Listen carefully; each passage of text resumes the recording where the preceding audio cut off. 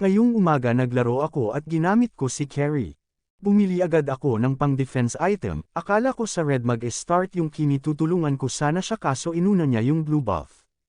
Dito level 1 pa nga lang nakikipagbalagbagan na agad kami ni Tigreal sa tatlo. Dito nakikipagkulitan sa amin si Popol and Kufra isama muna si Koopa.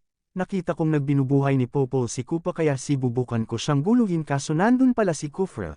Muntik na akong mamatay kaso mahal ako ni Lord pinakitaan ko ng galawan si Popol sabay flicker ayon patay siya kaso namatay din si Tigreal igaganti ko sana siya kaso wala na akong buhay. Umuwi na lang ako at ipinagdasal ko na sana iniisip ako ni Crush, ay charot lang masyado pala kong maharot umaasa ako sa babaeng malabong maging sakin. Nakita ko na pinagtutulungan ng tatlong kulugo si Tigreal kaya sinubukan kong makisali, sa sobrang lakas ko mag-marksman napatay ko si Kufra. Akala ko mapapatay ko din si Popol and Koopa kaso may flicker siya, kahit papano buenas ng mukha mo. Dito tahimik akong nagmiminyan nang sinubukan akong pagtulungan nila Popol and Kufra isama muna si Koopa, kaso di nila alam malakas ako mag-marksman kaya napatay ko pa si Popol and Koopa. Sinubukan akong yakapin ni Kufra kaso sabi ko loyal ako kay Crush, sorry kung stick to one ako ganun kasi kaming mga criminology. Nagalit si Kufra nung sinabi kong loyal ako sa taong di ako gusto kaya pinatay niya na lang ako. Ouch sorry na agad dahil ko sinasadya huhuho. Nakita kong hinahabol ni Kimi si Kufra pero nasa likod ni Kimi si Popol and Koopa at gusto siyang patayin, kaya inunahan ko na lang si Popol and Koopa, kakahabol mo sa maling tao ayan namatay ka tuloy, buti nga sa'yo deserve hahaha, hindi pa pala sila tapos mag-clash dun kaya sinubukan kong umawat, sinubukan ko mangkies kaso di ako nagtagumpay, nasayang lang tuloy flicker ko, pero okay lang at least namatay. Susubukan ko sanang patayin si Popol and Koopa sabay push, kaso nagulat ako sa ginawa sakin dito ni Kufra, hindi pa pala siya nakaka-move on sa sinabi kong loyal ako kay Crush, kaya pinatay nila ko nang walang pag-aalangan. Akala siguro ni Kufra mauulit nila yung ginawa nilang pagpatay sakin kanina, nakakalimutan siguro nilang malakas ako mag-marksman, at kasama ko din si Tigreal kaya napatay namin silang dalawa, rest in peace sana maging masaya kayong dalawa. Gumagawa ng pangarap si Popol and Koopa, sinusubukan niyang mag-push sa baba kaya pinuntahan ko agad para sabihin sa kanyang hindi maganda ang Manira. Kinakausap ko siya kaso siya patong galit. Siya na nga tong naninira ng gamit siya patong may gana magalit kaya pinatahimik ko na lang siya. Sa sunod kapag kinakausap ka ng maayos dapat maging magalang ka sa mas nakakalakas sa'yo kung ayaw mong mamatay ng maaga.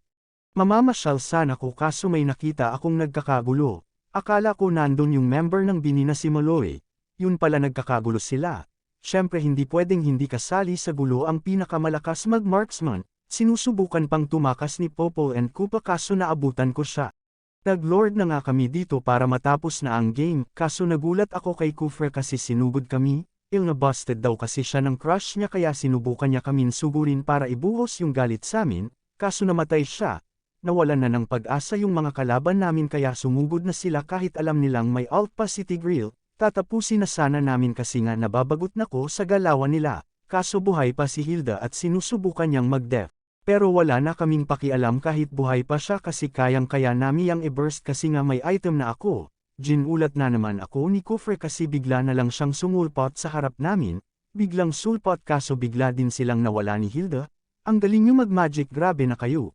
Pinush ko na nga yung third tower kasi gustong-gusto ko na matapos yung laro ang kaso nagulat ako sa mga kalaban kasi bigla-bigla na lang sumusulpot. Sinubraan ko na yung tapang dito kahit madami akong kaharap na kalaban Daiko na inaatrasan, idol ko kasi si Cardo di ako namamatay. Natutuwa ako dito kay Gus Ion kasi kahit alam niyang dahado na sila, lumalaban pa rin siya.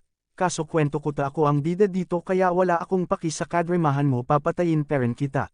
Pati si Popol and Kufra isama mo na si Koopa, pare-parehas silang lumalaban kahit alam nilang hindi na nila kaya, may kasabihan tayo na kapag hindi para sayo, ipilit mo malay mo naman diba?